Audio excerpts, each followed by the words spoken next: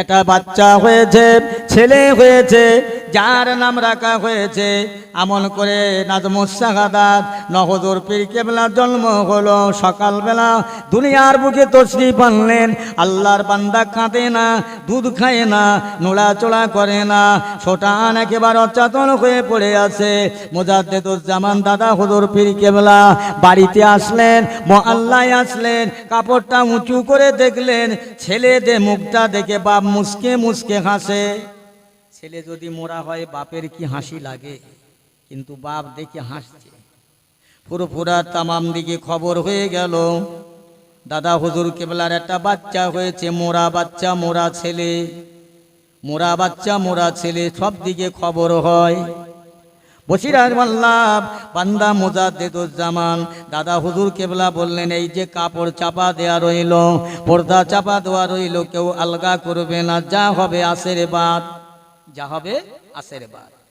ও মুসলমান, মুজাদ্দেদুজ্জামান দাদা হুজুর পীর কেবলা রহমাতুল্লাহ আলাইহি তৎকালীন সময় হুজুরের একটা মুরিদ ছিলেন, যার না বাড়ি হলো নদিয়া জেলায়, যার নাম হলো শাহ সুফি তুজাম্মেল হোসেন। ওনাকে ডাকলেন, বাবা তুজাম্মেল, একবার আমার কাছে এসো বাবা, একবার দেখো তো বাবা, ফুরফুরার সমস্ত জায়গায় খবর হয়ে গেল আমার নাকি মোরা ছেলে মোরা বাচ্চা, তুমি একবার দেখো বাবা কি ভালো করে মোরা না জিন্দা। শাহ সুফি তুজাম্মেল হোসেনের দায়িত্ব দিলেন। আল্লাহর ওলি পীর সাহেবের কথা মতো মুরিদ মসজিদে গেলেন, এমন করে মোরাকে বা মুশাহেদায় বসলেন।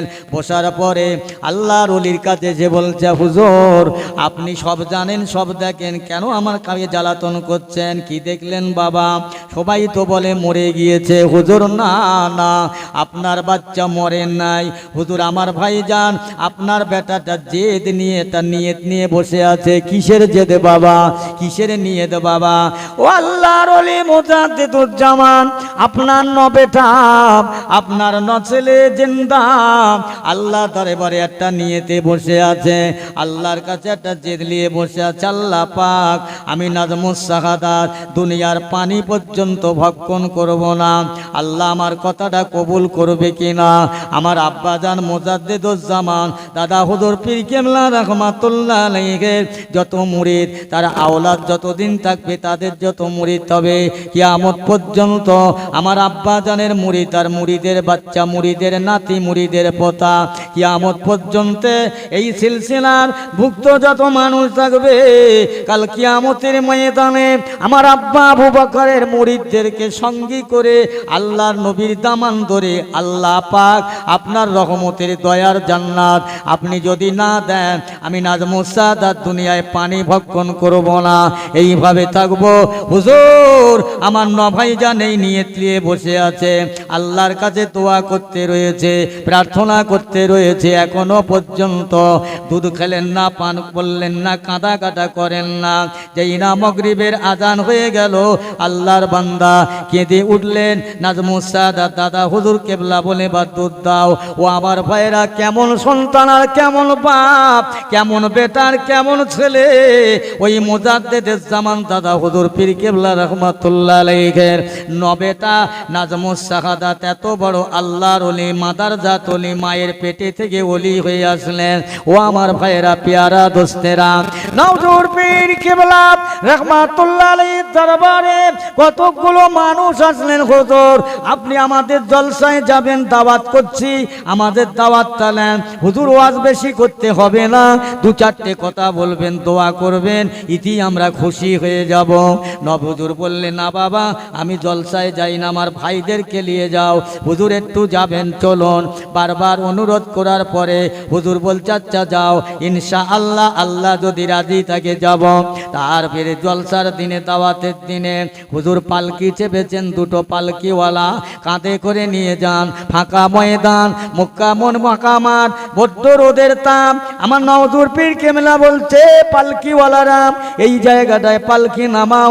হুজুর এখানে বড্ড রোদের তাপ, গাছ নাই, পালা নাই, ছায়া নাই। আল্লাহর ওলি বলে, বেশি কথা বলবেন, আমার ওপর দিয়ে কথা বলো না, আমি যা বলি তা শোনো, পালকিটা নামাও। পালকি নামিয়ে সেই যে গাছ আছে দূরে, এই গাছের ছায়ায় গিয়ে বসে যাও। দাও। আল্লাহর ওলি নওজুর পীর কিবলা পালকিতে নেমে যেদিকে মাঠে গোরস্থান হাজার হাজার মাইয়েত শুয়ে রয়েছে, আল্লাহর ওলি ওই দিকে মুখ করে চারজানু হয়ে আল্লাহর দরবারে কান্নাকাটি শুরু করলেন, রোনাজারি দোয়া প্রার্থনা শুরু করলেন।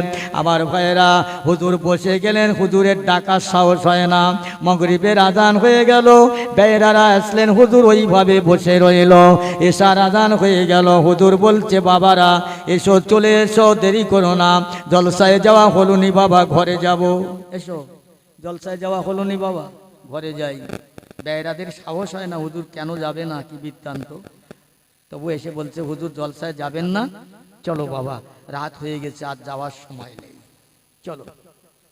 আল্লাহর ওলি মহানা হুজুর পীর কেবলা রহমাতুল্লাহ পালকে চড়ে ঘরে যান, বাড়ি চলে যান। সকাল হয়ে গেল, বেলা আস্তে আস্তে উঠতে লাগলো। যে জায়গায় জলসা হয়েছিল ওই জায়গার কতকগুলো ছেলেরা এসে হাজির হয়। হুজুর, গতকাল রাতের বেলা আপনি আমাদের জলসায় গেলেন, দোয়া করলেন, মোনাজাত করলেন, আমাদের জন্য দোয়া আল্লাহর দরবারে চাইলেন, হুজুর একটু নাস্তা খেলেন না, নজরানা নিলেন না। এখন বেয়েরা যারা, এরা কি করবে? এরা বুঝতে যাচ্ছে হুজুর তো যায়নি।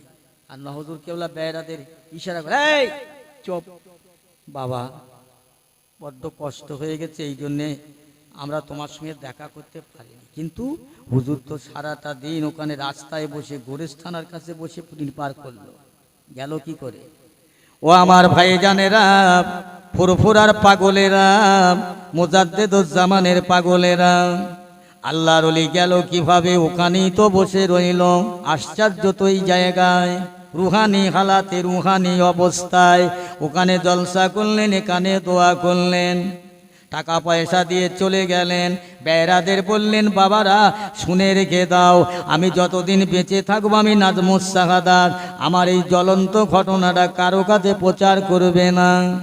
ও মুসলমান ইমানদার, কিছুক্ষণ পরে বেলা হয়ে গেল, অনেক বেলা বেড়ে যায়। কিছু মানুষেরা দলে দলে কাতারে কাতারে আসতে লেগেছেন। হুজুরকে দেখতে পেয়ে তারা দূর থেকে সালাম দেন, দূর থেকে তারা মসাবা করেন, মহানেকা করেন, হুজুরের কাছে কানতে লেগেছেন। আল্লাহর ওলি জিজ্ঞাসা করছে বাবা তোমরা কারা, কোথায় থেকে আসছো, কি তোমাদের খবর, কি চাই? ওই সময় তারা বলছে হুজুর আমরা দুনিয়ার জীবিত মানুষ নন, আমরা দুনিয়ার জিন্দা মানুষ নন, আমরা হচ্ছে আপনি গতকালকে যে জায়গায় বসে দোয়া চেয়েছ, যে জায়গায় বসে আল্লাহর কাছে কেঁদেছেন, আল্লাহ পাকের বান্দা আপনার দোয়ার ওসিলায়, আপনার কান্নার ওসিলায় আমরা যত কবরবাসী ওই কবরে ছিলাম, আমাদের কবরে কঠিন ভয়ঙ্কর আযাব হচ্ছিল, আপনার দোয়ার খাতিরে, আপনার দোয়ার ওসিলায় আল্লাহ পাক আমরা কবরবাসী আমাদের মাফ করে দিয়েছেন। আপনার দোয়ার যে সওয়াব, ওই সওয়াবগুলো আল্লাহ আমাদের কবরে দিয়েছেন। তাই আমরা এসেছি আপনার সঙ্গে দেখা করার জন্য। একবার জোরে হবে না সুবহানাল্লাহ? আর একটু জোরে বলেন সুবহানাল্লাহ। দেখেছে কোথায় বলে, হাতি মলেও লাখ টাকা, বাঁচলেও লাখ টাকা। হাতি মলিও লাখ, বাঁচলেও লাখ। ও ভাই জানেরা, না হুজুর পীর কিবলা রহমাতুল্লাহ আলাইহি যখন বয়স কম, বয়স অল্প বয়স, দাদা হুজুর কেবলার কাছে বলছেন আব্বাজান আমাকে সবক দেন, আমি আমল করব। দাদা হুজুর বলছে বা একটু পড়াশোনা করো, পড়াশোনা করো, সময় আছে সবক নেওয়ার। হলো না, ওখান থেকে চলে গেলেন কোথায়? কলকাতা মানিকতলায়। মানিকতলায় গিয়ে কবরে যিনি আছে শাহ সুফি ফতে আলী আইসি রহমাতুল্লাহ আলাইহি, উনি হলেন আমার দাদা হুজুর কেবলার পীর। শাহ সুফি ফতে আলী আইসি রহমাতুল্লাহ আলাইহি হলেন আমার মুজাদ্দেদুজ্জামান দাদা হুজুর কেবলার পীর। না হুজুর কেবলা ওখানে গিয়ে কবরের কাছে বলছে দাদু আমাকে সবক দেন। আর এদিকে দাদা হুজুর বলছে আব্বা সবক দেবেন না। শাহ সুফি ফতে আলী আইসি রহমাতুল্লাহ আলাইহি চিন্তা করেন, সবক যদি দেই আমার মুরিদ রাগ করবে, না দেই আমার নাতি রাগ করবে, কি করব? ও নাজমুস সাদাত তুমি যাও যাও, মেদিনীপুরের জমিনে হযরত আসাদ মাদানী রহমাতুল্লাহ আলাইহি তার কাছে যাও, তিনি তোমাকে সবক দেবে, বায়াত করাবেন। যাও, ওখান চলে যাও। একদিকে বাপ সবক দিল না, বাপের পীর দিল না, পূর্ব মেদিনীপুরে গেলেন। কদিন হয়ে যায়, 1 মাস যায়, 2 মাস যায়, 3 মাস যায়, 4-5 মাস, 6 মাস হয়ে যায়। বাবা হুজুরকে খুঁজে পাওয়া যায় না। হুজুর কেবলার আম্মা যান কেঁদে কেঁদে বেড়ায়, হুজুর আমার নবেটা কোথায় গেল, একটু লোকজন পাঠাও, খোঁজাখুঁজি করো। ও বিবি গো, আমি তো লোকজন পাঠাচ্ছি, টাকা পয়সা দিচ্ছি, খুঁজে পাওয়া যাচ্ছে না। কিন্তু আমার দাদা হুজুর কেবলা জানে কোথায় আছে, কোথায় আছে জানে, সেখানে লোক দেয় না। 1 মান করে 3 মাস, 4 মাস, 5 মাস, 6 মাস, কতদিন হয়ে গেল। হুজুর কেবলা আসেন 1 তারিখে। দাদা হুজুর কেবলা শুয়ে আছেন, মুরিদরাও সঙ্গে বসে আছেন। আল্লাহর ওলি বলছে, এই বাবারা তোমরা ফাঁকায় যাও, বেরিয়ে দেখো আমার নাজমুস সাদাত যেন ঘরে ফিরিছে। হুজুর কাছাকাছি, মুরিদরা ফাঁকায় বেরিয়ে দেখলো একজন দাঁড়িয়ে আছে, মাথায় বড় চুল, দাড়ি গোপগুলো বড় বড়। হুজুর নাম নফাই জানা সেনা দেখতে পাই না, কিন্তু হুজুর একটা মানুষকে দেখতে পাই, মাথায় বড় বড় চুল, গোপ দাড়িগুলো বড় বড়, যেন জঙ্গলে মানুষ। এই তোমরা শোনো, ওকেই ডাকো, ওই হচ্ছে আমার নবেটা। ডাকো। নবেটাকে ডাকা হলো। নাজমুস সাদাত আসলেন, আব্বাজানকে সালাম দিলেন, আব্বা আমার জন্য দোয়া করুন। এই আবার তোমার জন্য কিসের দোয়া? আমি তোমাকে বললাম এখানে লেখাপড়া করো, তুমি করলে না, আমার ওভারটেক করে চলে গেলে, আবার তুমি আমাকে দোয়া চাইছো রেগে গিয়ে। আব্বাজান রাখবেন না। ও বাবা নাজমুস সাদাত, আমি তোমাকে প্রশ্ন করব, সঠিক জবাব যদি দিতে পারবো, জানবো না তুমি তৈরি হয়ে গেছো। আব্বা বলেন, ও নাজমুস সাদাত, তোমার আসার 5 মিনিট আগে আমি কার সঙ্গে কথা বলছিলাম, একবার কি বলতে পারবে? আল্লাহর ওলি হুজুর পীর কেবলা বলেন, আব্বাজান আমার আসার 5টা মিনিট আগে আপনি কথা বলছিলেন হিন্দুস্তানের ওলি, হিন্দুস্তানের বাদশাহ খাজা বাবা গরিবে নেওয়াজ আজমির রহমাতুল্লাহ আলাইহির সঙ্গে। দাদা হুজুর কেবলা বলে, বাবা গুড গুড, ঠিক হয়েছে, ভালো সুন্দর হয়েছে, বাবা যাও, আর প্রশ্ন করব না। মুরিদদেরকে বললেই, বাবা তোমরা সরে যাও, এখান থেকে চলে যাও, আমি আমার নবেটাকে যা প্রশ্ন করব সঠিক বললে তোমরা অবিশ্বাস করে ফেলবে, ঈমান হারা হয়ে যাবে। না হুজুর, আমরা অবিশ্বাস করব না, আমরা ঈমান হারা হব না।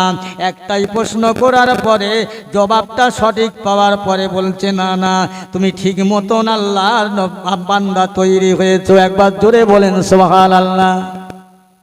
তাহলে মা যেমন, বাপ তেমন, বেটাও তেমন। অনেক আলোচনা, অনেক ইতিহাস।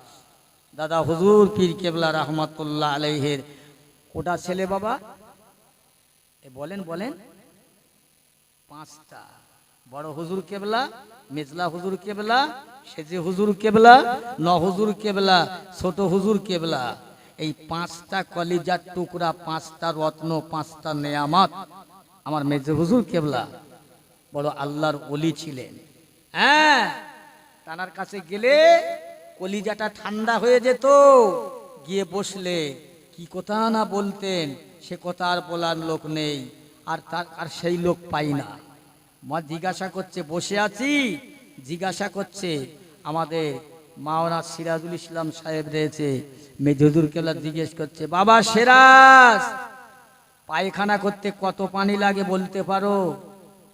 হুজুর, পানি লাগবে যতক্ষণ পায়খানার দরজা করকর করকর না করবে। হ্যাঁ বাবা, ঠিক বলেছো, পায়খানার দরজা করকর যতক্ষণ না করবে, পায়খানা ঠিক মতো পানি খরচ হলো না।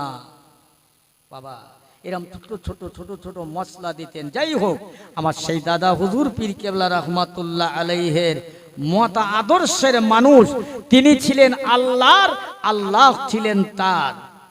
আমরা হয়ে গেছি শয়তানের, শয়তান হয়ে গেছে আমাদের। ভাই রাগ করবেন না, ইবলিস শয়তান চির শত্রু আমাদের, প্রকাশ্য চির শত্রু। ও চাইছে আমাদেরকে সব সময় জাহান্নামে নিয়ে যাবার চেষ্টা করছে। এখন ভাই কি হয়েছেন জানেন?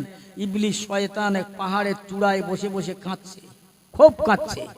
আর শয়তানের যারা শিষ্য সাথী সঙ্গী যারা, তারা গিয়ে বলছে হুজুর আপনি এত কাঁদছেন কেন? বলছে কাঁদছি কেন জানো? বলছে না তো। বলে কাঁদছি কেন জানো? আল্লাহ পাক বলেছে আমি ইবলিশ তার বান্দাকে 70 বার ধোঁকা দেব, আল্লাহ 72 বার মাফ করে দেবে। জোরে বলেন সুবহানাল্লাহ। সেই জন্যে আমি ইবলিশ একাই জাহান্নামে যাব, আমি কাঁদছি যে তাহলে আমার সঙ্গে কেউ জাহান্নামে যাবে না, আমি একা। ইবলিশ কাঁদতে কাঁদতে বলছে না, এই কাঁদার কোনো দরকার নাই। এই শোনো, তোমরা যাও, যে যার জায়গায় যাও, যে যার কাজে যাও। আমি দেখি এই দেশে এই জগতে এমন একজন নেতা, এমন একজন বাদশাহ, এমন একজন নেত্রী আছে যাকে ধরতে পারলে, যার নেতৃত্বে, যার কথায় লক্ষ মানুষ, কোটি মানুষ, অসংখ্য মানুষ যার কথায় ওঠে বসে, যার কথা মানে, ওরে যদি ধরতে পারি তাহলে আর আমার অত কষ্ট করার লাগবে না, আমি অনাসে সবাইকে জাহান্নামে নিয়ে যেতে পারবো। ওই নেতারই ধরতে হবে, নেতাকে ধরা হবে। ভাই, ভারতবর্ষের প্রধানমন্ত্রী হলো কে?